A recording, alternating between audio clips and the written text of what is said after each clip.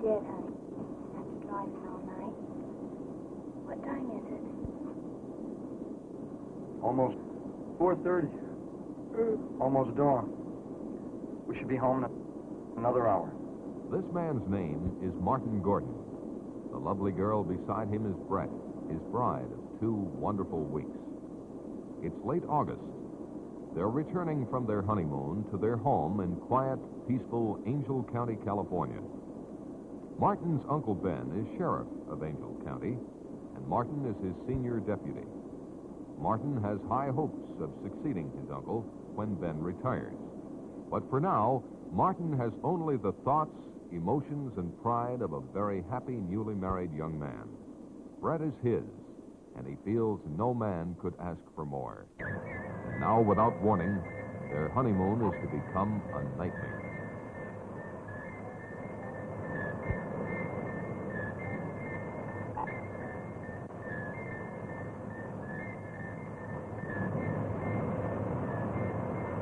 Neither Martin nor Brett saw the glowing rocket descend in the early morning sky.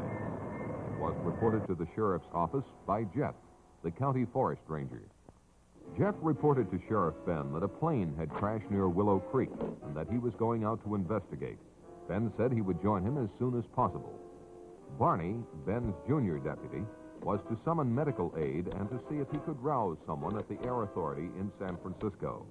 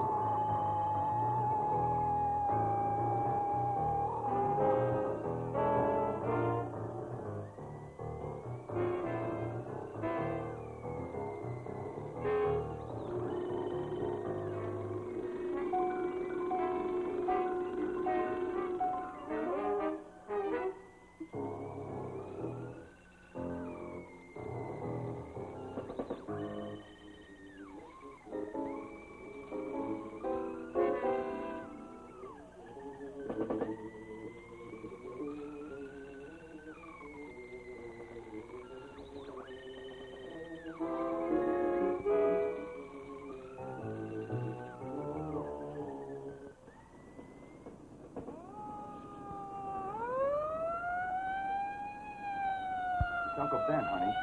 Must be an accident or something.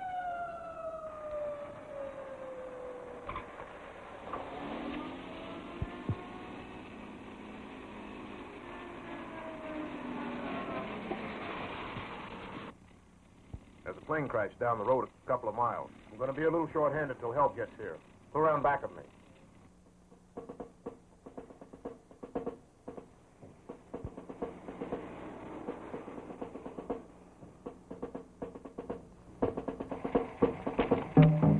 Come along, both of you.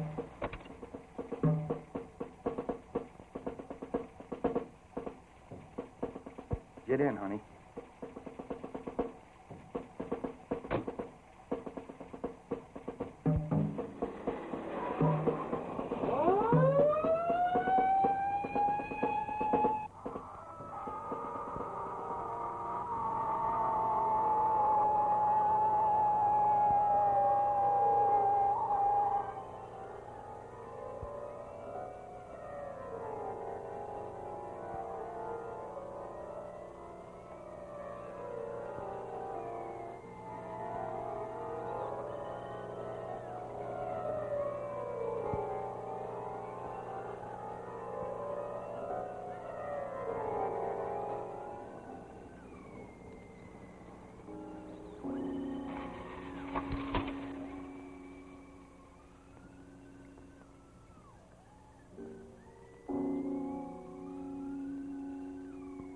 At the location of the crash, they discovered Jeff's truck, but Jeff himself was not around. They proceeded with their investigation.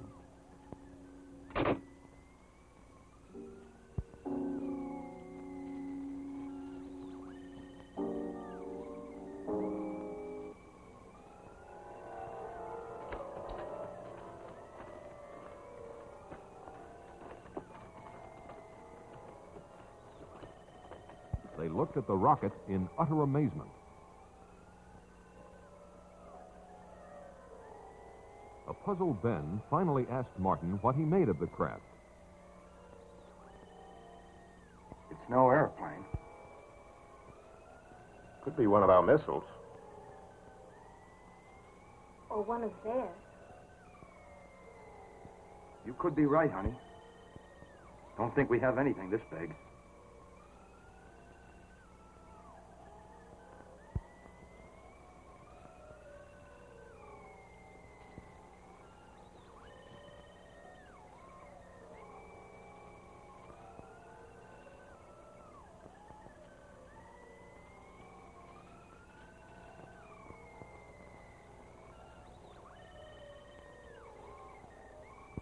Ben could not understand why the craft wasn't severely damaged.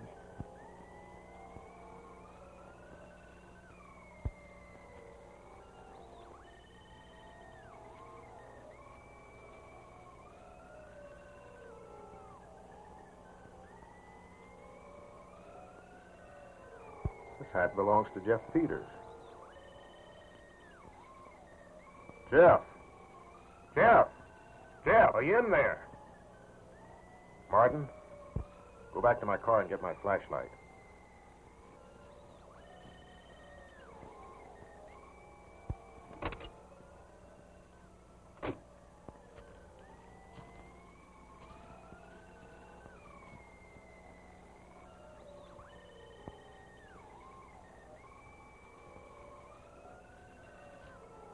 Ben, don't go in there.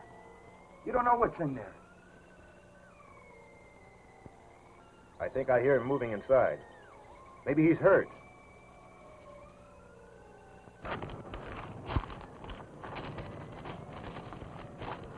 Ben, please don't.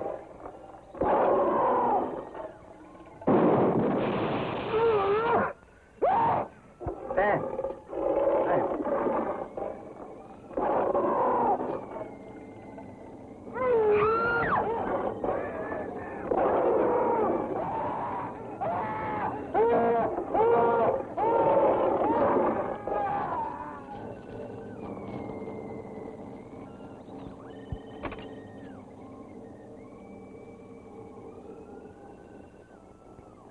Car 1, calling in. Car 1, calling in.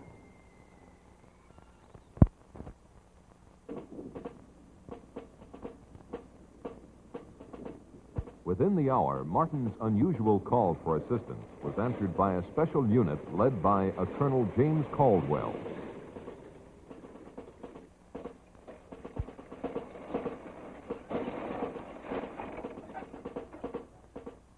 Let's get going. Let's go. Let's go. Move it over. Let's get going. Let's go. All right, back on the truck. Let's go.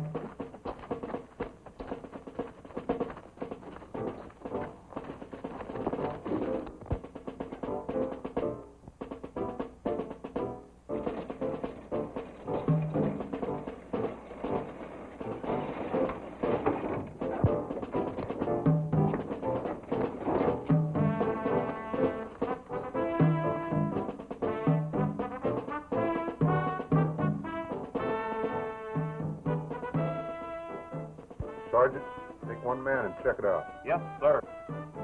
Okay.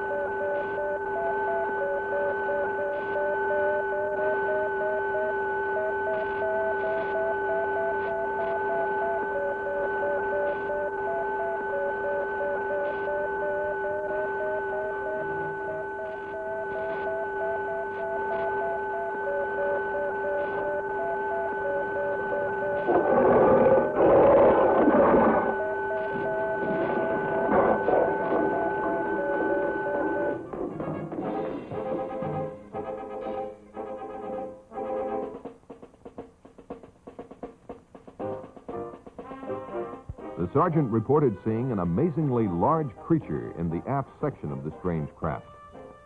He further reported that it was secured by a kind of metal harness, but that the creature could still move around somewhat, and for that reason they had not gotten too close to it.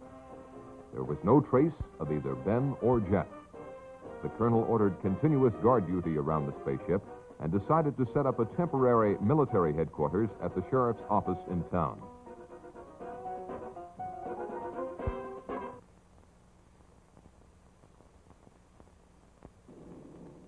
By the next day, Colonel Caldwell had the situation well in hand. He had called Washington and received his orders from the highest possible authority. He was to maintain tight security and to await the arrival of a Dr. Bradford, who had been on assignment at the Jodrell Bank Radio Observatory in England. Upon arrival, Bradford was to take complete charge of the operation. He was the world's leading authority on space emissions and had worked out a series of systems that might lead to communication with other forms of life, when, as, and if they were contacted. Martin was outraged by the government's intellectual approach to a monster that had already killed and caused the disappearance of his two close friends. Caldwell tended to agree with him, but stated he had to follow his orders. One of those orders was to suppress the news of the death of Ben and Jeff. Martin was appointed temporary sheriff, and all news intended for public consumption was to emanate from his office. The Air Authority issued a cover-up story that a plane had crashed and burned, and this was to suffice until the experts cleared up the mystery of the visitor from outer space.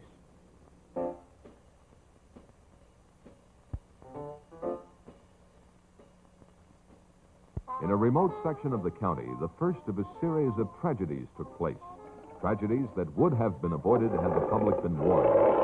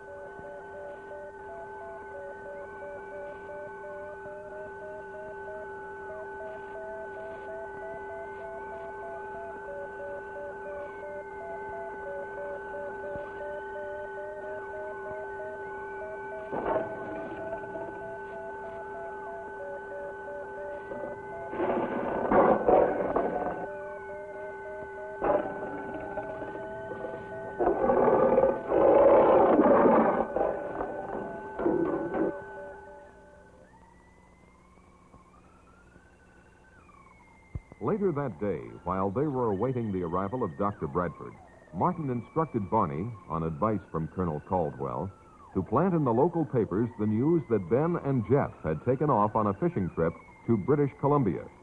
The colonel had impressed the bereaved families with the necessity of maintaining secrecy, and these brave relatives had agreed.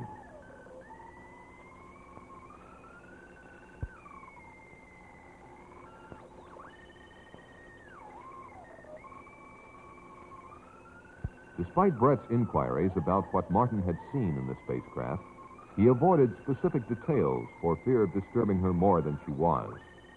If the truth were known, Martin was more than a little disturbed himself. Shortly thereafter, Dr. Bradford arrived. He was a much younger man than one would imagine him to be. Martin, I'd like for you to meet Dr. Bradford. I've heard a lot about you from the colonel. Well, nothing bad, I trust. Martin and his wife were in the original party that found the fallen craft. I was sorry to hear about your uncle. It's a tough break. I hope you're feeling better. Yes, thank you. A couple hours of sleep did a world of good. Bradford thanked the colonel for his assistance and then asked to speak to Martin. Bradford questioned Martin about everything that had transpired. Martin did his best to recall everything in precise detail, but really didn't have much for him. The two soldiers that entered the rocket earlier had been summoned, and Bradford hoped to learn more from them. The doctor himself would not enter the rocket until the arrival of certain equipment. From his discussion, it was apparent that the doctor considered this situation a magnificent opportunity for mankind. He felt that if he could communicate with the creature, it might be possible to advance human knowledge by years or even centuries. The spaceship alone signified an intellectual development far in advance of anything on Earth. When Martin asked him how he intended to protect himself from the creature, Bradford said not to worry, that he hadn't come here to be victimized either by his own or the creature's fears.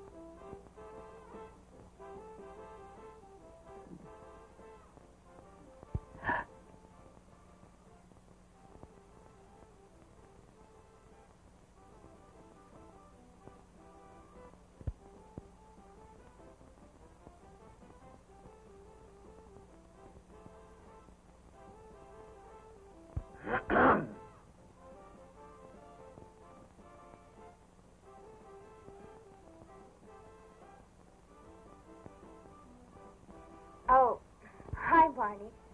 We'll be right out. Well, that's all right. Just take your time. I didn't know we had company. Look at me. I'm a mess. Don't be impolite. Nick, I get the drink. Now you're talking, honey. What do you have, Barney? How about a bourbon and 7? Coming up. Would you get the 7, honey?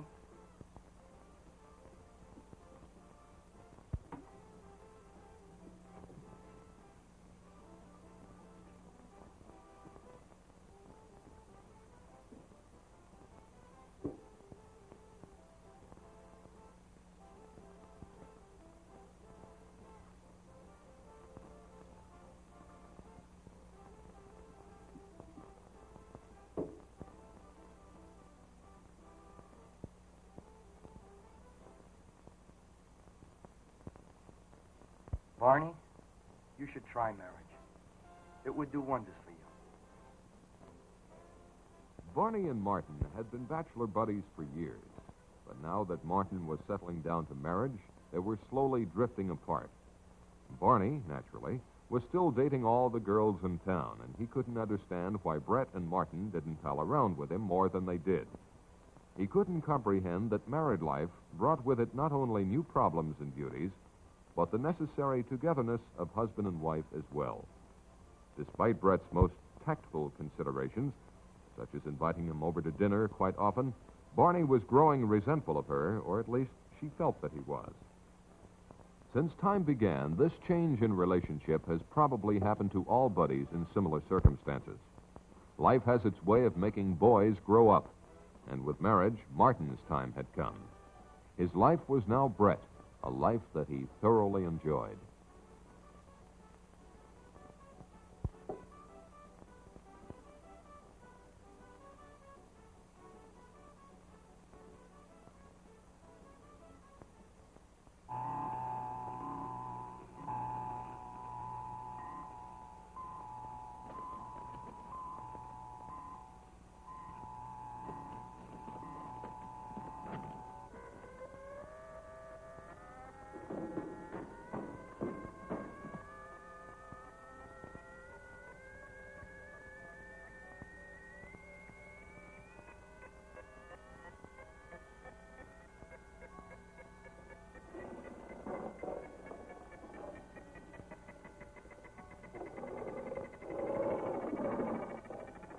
Bye, honey. The next morning, Betty Johnson, as usual, blew a goodbye kiss to her husband, but for the last time.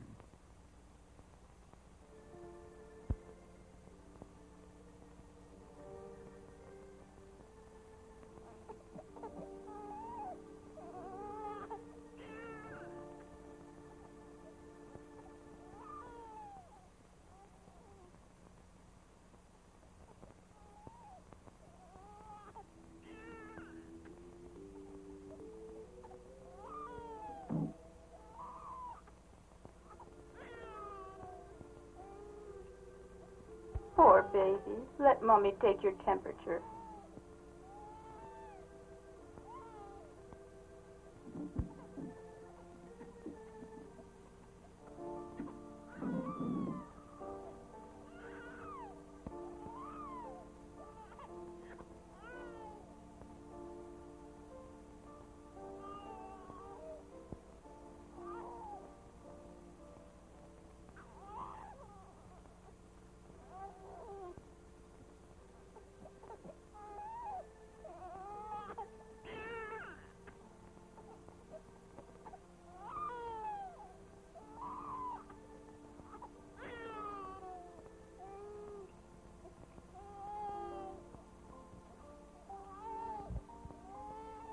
Poor baby. You'll feel better soon.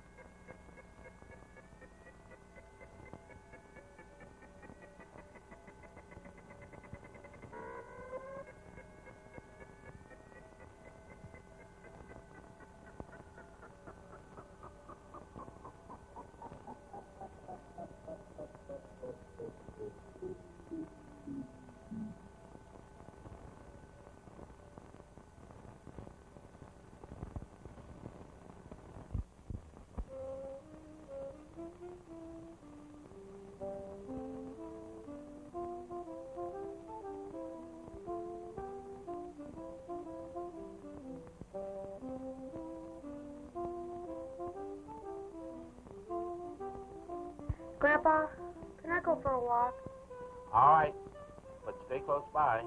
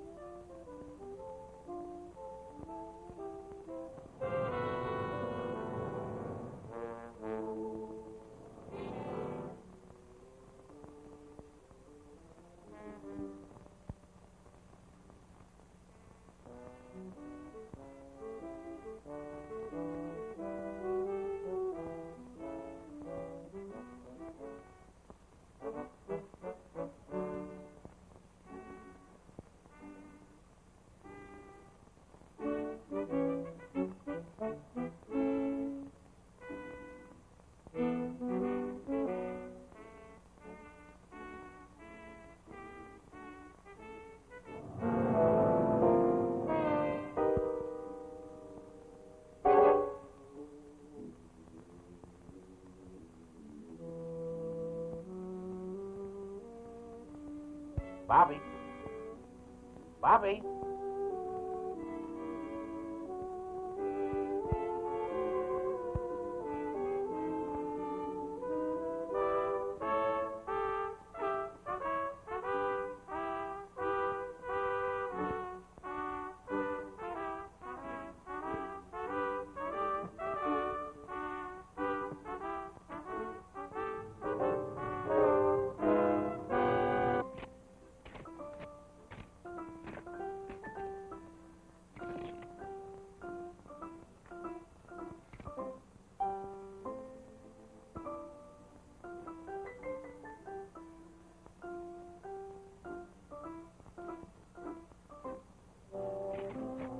Bobby!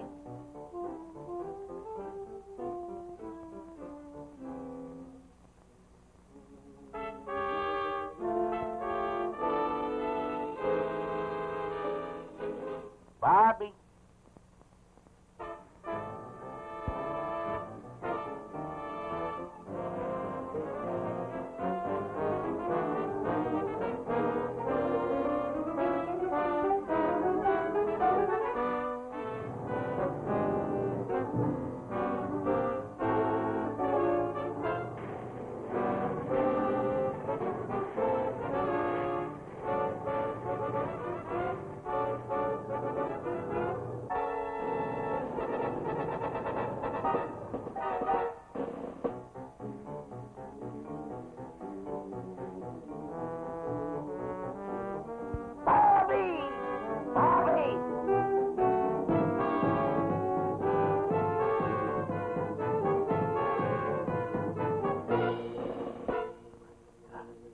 Bobby.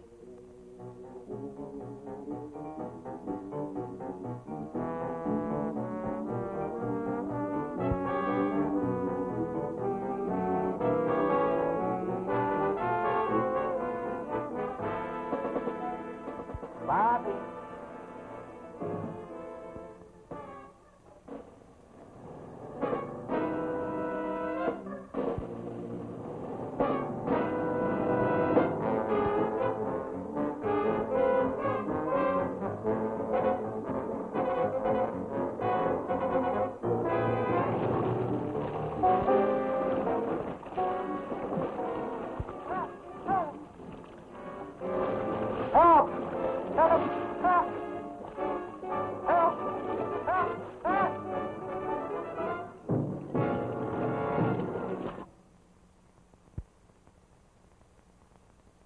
Within 48 hours, Dr. Bradford had closely examined the creature and the spaceship and reached a number of conclusions.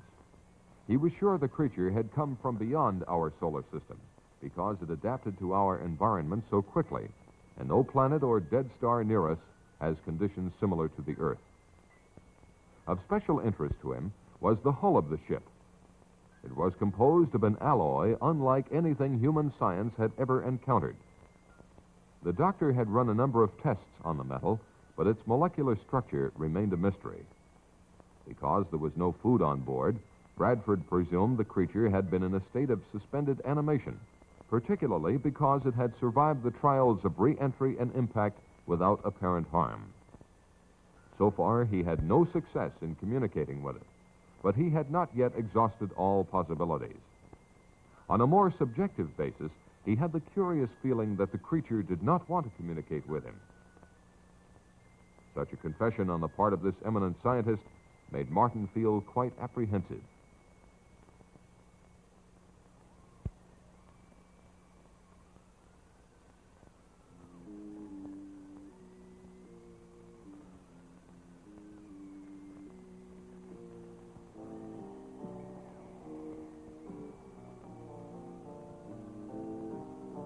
While on a routine call to pick up instructions from Colonel Caldwell, Martin received an urgent message from Barney.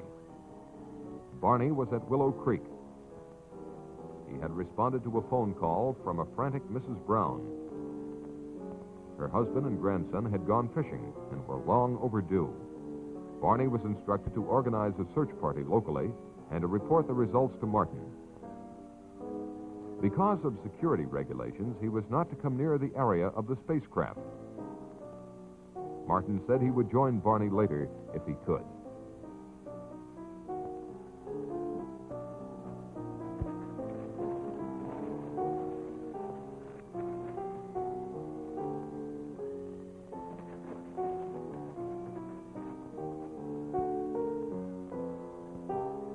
Acting on a hunch, Martin decided to see for himself if the monster was still there.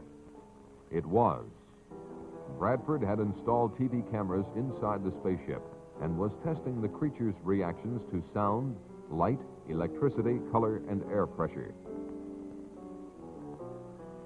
When Martin asked him if he had any luck in communicating with the beast, Bradford confessed that he hadn't, but would try again when certain data was returned to him from computer processing. It was at this time that Bradford came up with a frightening theory, namely that the creature might be a product of engineering, the same engineering that built the spaceship. What he didn't understand was why some form of communication had not been built into the creature. When Martin asked him if this weren't something to worry about, Bradford said no. It was probably his own failing at not being able to establish communications. It seemed to Martin that if Bradford's theory were correct, humanity might be in grave danger. Bradford dismissed Martin's fears by pointing out that the creature was not exhibiting any signs of violence, and besides, it was firmly secured by the harness. That afternoon in Moncrief Park, a group of neighbors got together for a hootenanny. Oh, she left me sad, but still I am happy. In fact, I am glad, for I am as free as that bird in the tree, 'cause she left me alone and could not marry me. I said that I loved her and would till I died. I tried to forget her, and I really did try, but I'll still think of her till the day that I die, 'cause I think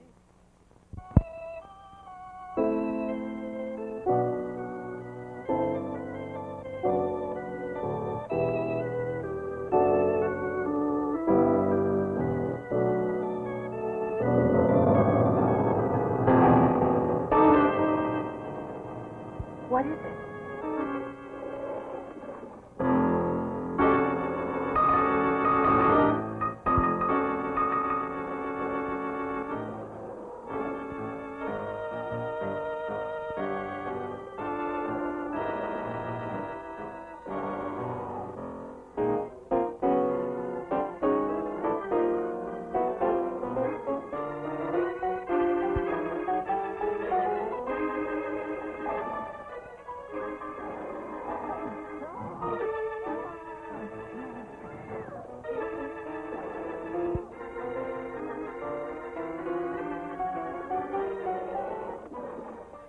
You stay there.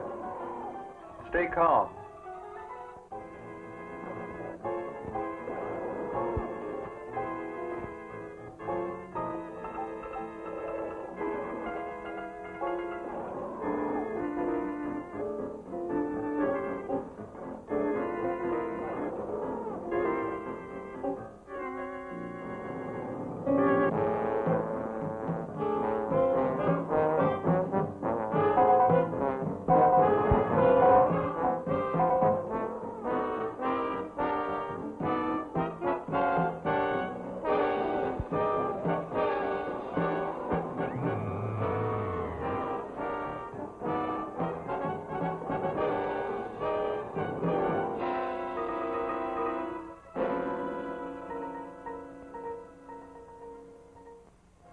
In response to a multiple missing persons report, Martin and Barney searched the countryside for the group of picnickers. The only trace they found of them was the remains of a guitar one of them carried. This wholesale disappearance of a large group of people, coupled with earlier missing persons reports, led Martin to only one conclusion. There must be another monster, and it was on the loose.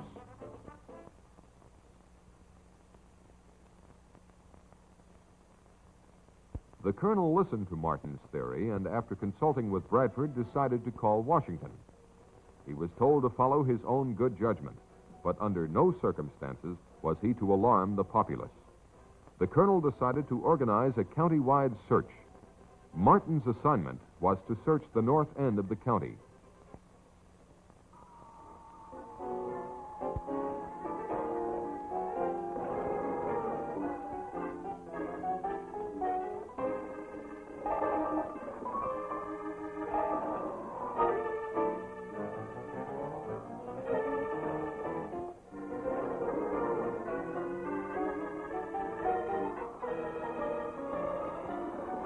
While Martin and Brett were engaged by the search, the monster was moving toward the community dance hall.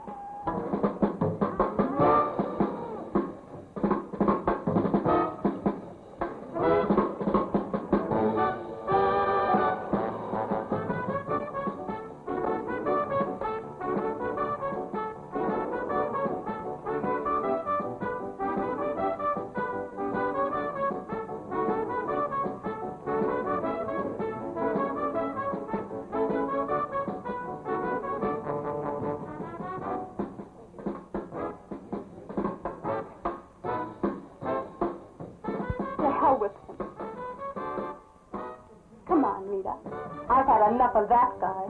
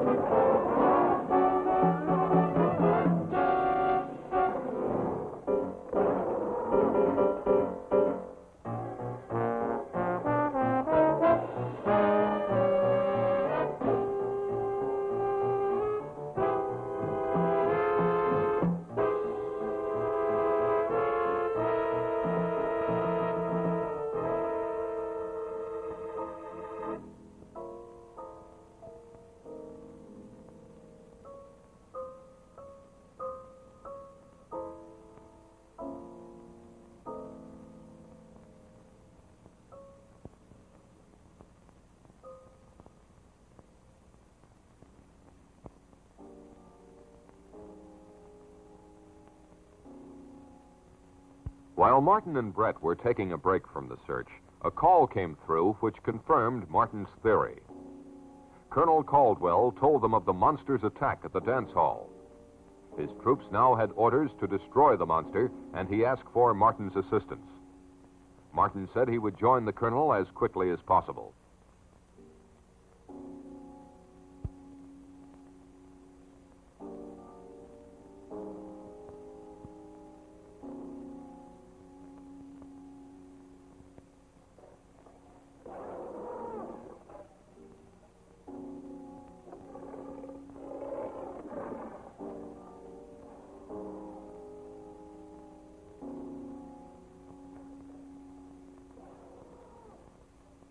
The monster next appeared in Lover's Lane. Anyone who experienced that catastrophe and survived would never go there again.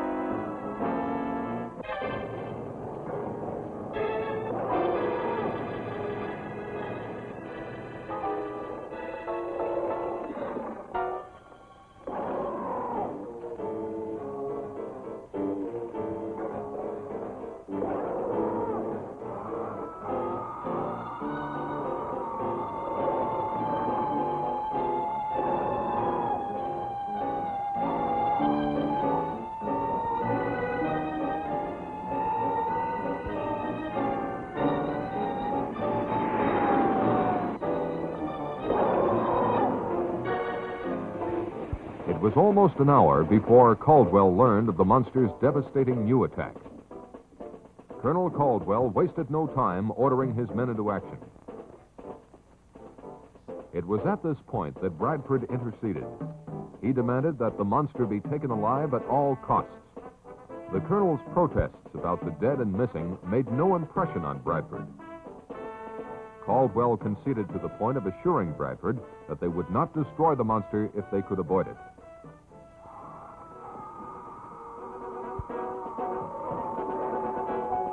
Get on with it, Lieutenant. Move it out, men.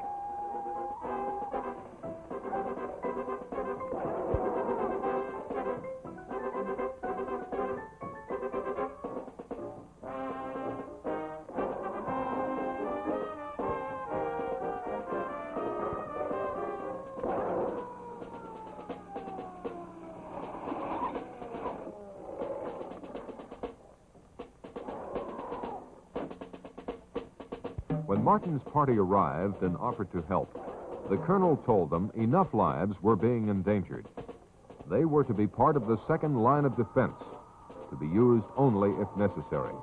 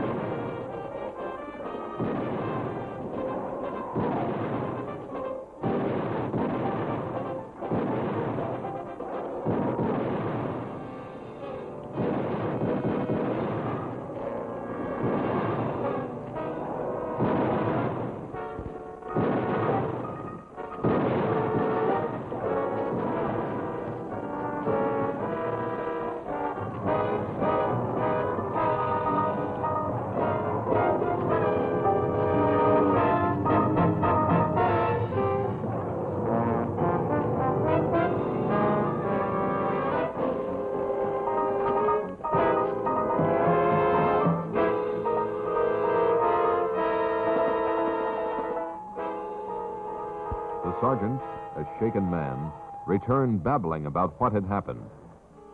Caldwell, realizing the full danger of the situation, decided he had only one means left to stop the monster: grenades. Now Bradford made a drastic move. Acting on his superior authority, he forbade Caldwell to destroy the creature. The colonel, more concerned with saving human lives than advancing science, told Bradford to go to hell. Get out of my way.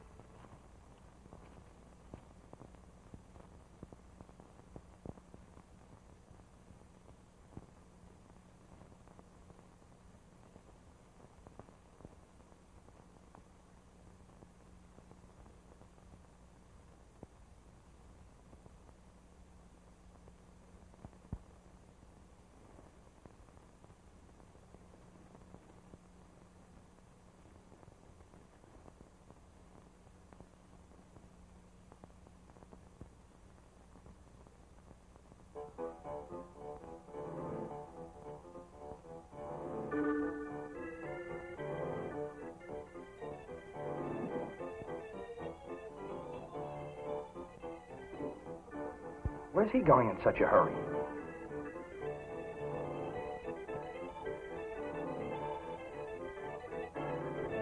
Maybe you'd better follow him. He may need help. You go ahead, Mark. I'll stay with Carl.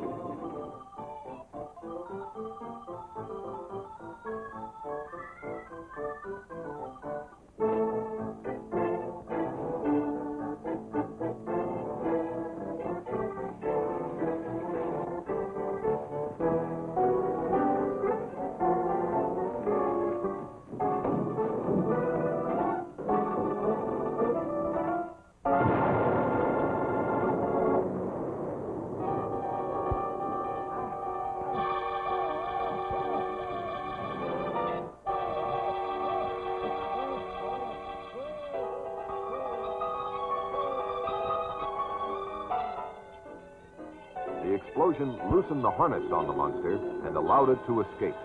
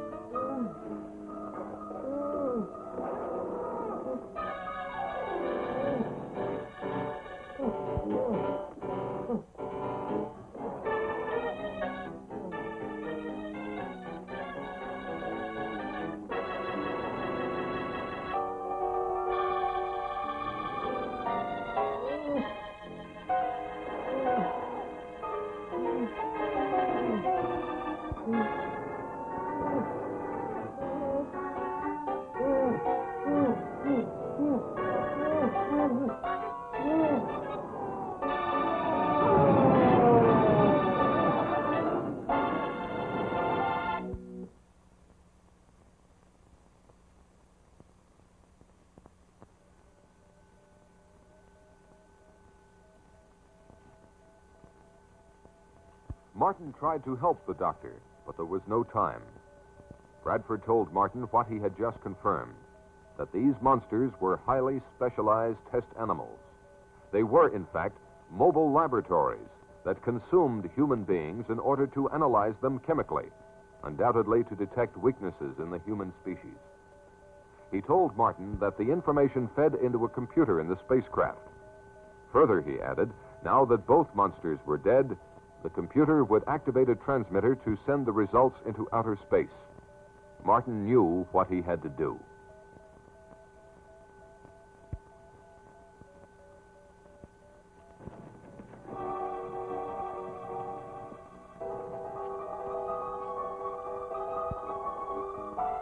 As Martin entered the spaceship, he heard the transmitter generator kick on.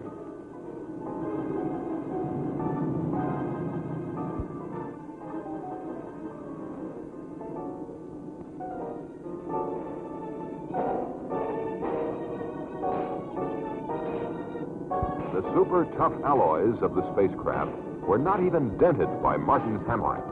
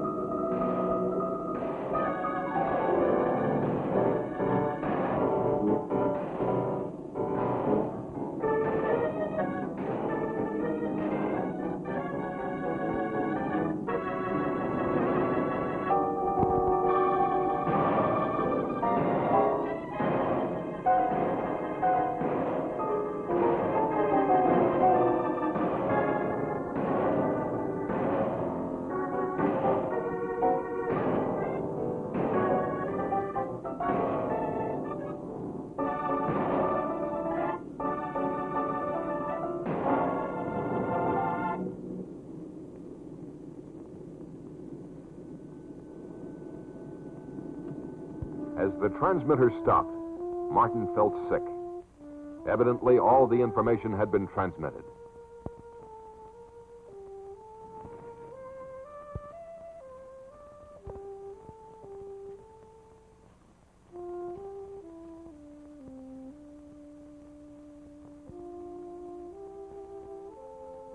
On Martin's return, he confessed his failure. He slowly asked Bradford what was in store for humanity. Bradford was pessimistic, but implied that maybe all was not lost. After all, he told them, the vastness of the universe is incredible. If these monsters had come from its outer limits, their home might even no longer exist. Or if they do come again, perhaps man will have advanced enough to cope with them and those who made them. Only God knows for sure, were Bradford's last words to anyone on this earth.